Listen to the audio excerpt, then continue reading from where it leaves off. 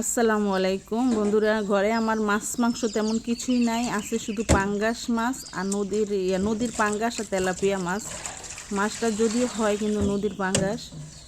তো আমি পাঙ্গাসটা খাবো আর মেয়ের জন্য 2 পিস তেলাপিয়া রেখেছি, ও আবার খাবে না। তো রান্না করার মতো সবজি বলতে আমার ঘরের পিছনে আছে, রান্নাঘরের পিছনে কচু আছে, লাল কচু, সেগুলি দিয়ে আমি রান্না করব।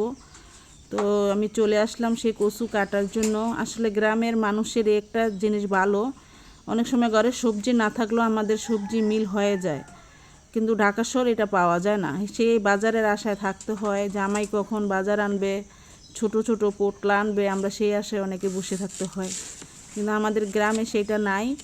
আর এমনিও আমি গাছগাছালির প্রতি আমার নেশা আছে। আমি এই যে ঘরের রান্নাঘরের পিছনে এই কচু অনেকগুলি লাগিয়েছিলাম, আরও আছে, অন্যদিকে আরও আছে। তাই আমি অনেক সময় ঘরে সবজি না থাকলে এই কচুটা খাই, আর এটা আমার কাছে খুবই ভালো লাগে। এটা জাস্ট একটা শাপলার মতো লাগে, খুব ভালো লাগে, ফেভারিট।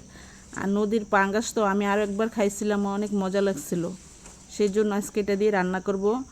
আর শারীরিকভাবে একটু অসুস্থ, গতকাল প্রচণ্ড মাথা ব্যথা, বাজারে প্রেশার মেপে আসলাম, তো এই জন্য আর বাজারে যাইতে পারি নাই, হয়তো যাইতে একটু লেট হবে, 2 দিন যাক। তো কচুগুলো এখন কাটবো, হয়তো রান্নার ভিডিওটা কতটুক পারি জানি না, যেহেতু শারীরিকভাবে অসুস্থ। তো এর মধ্যে যায় খবর দিল, ভাবি আপনি সব কিছু রেডি করেন, আমার রান্নাঘর থেকে আমি রান্না করে দিব, আপনি একটু রেস্ট নেন।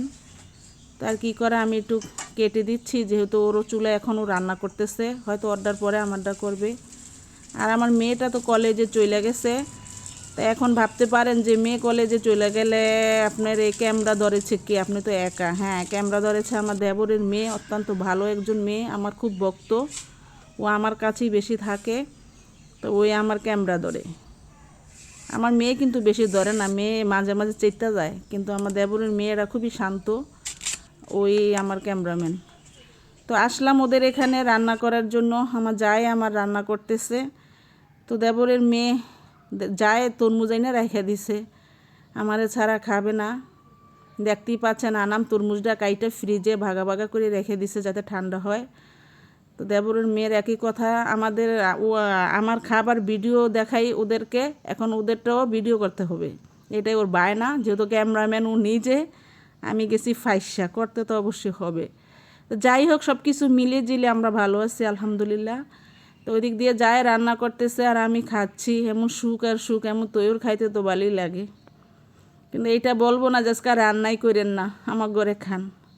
তা আসলে ওরা রান্না করেছে আজকে গরুর মাংস, যেহেতু আমার প্রেশার হাই, আমি খাবো না, হয়তো আমার মেয়ের জন্য তরকারি দিবে, আমার এই কচু তরকারিটা আমি আর আমার যাই খাবো আর কি, দুজনে খাবো, আর ওরা খাবে অন্য তরকারি। তো তরমুজটা মোটামুটি খাওয়া হয়ে গেল, সবাই মিলিয়ে খেয়েছি, রান্না ওই দিক দিয়ে হয়ে গেল, অনেক সুন্দর একটা তরকারি হয়েছে, আমার জায়ের হাতে রান্না অনেক মজা, অনেক টেস্ট, দুই জায় মিলে খাবো। খাবারটা শেয়ার করা যাবে না, কারণ ভিডিওটা লং হয়ে যাবে, আর ক্যামেরাম্যানও থাকবে না, ওরা বিকালে ঘুরতে যাবে।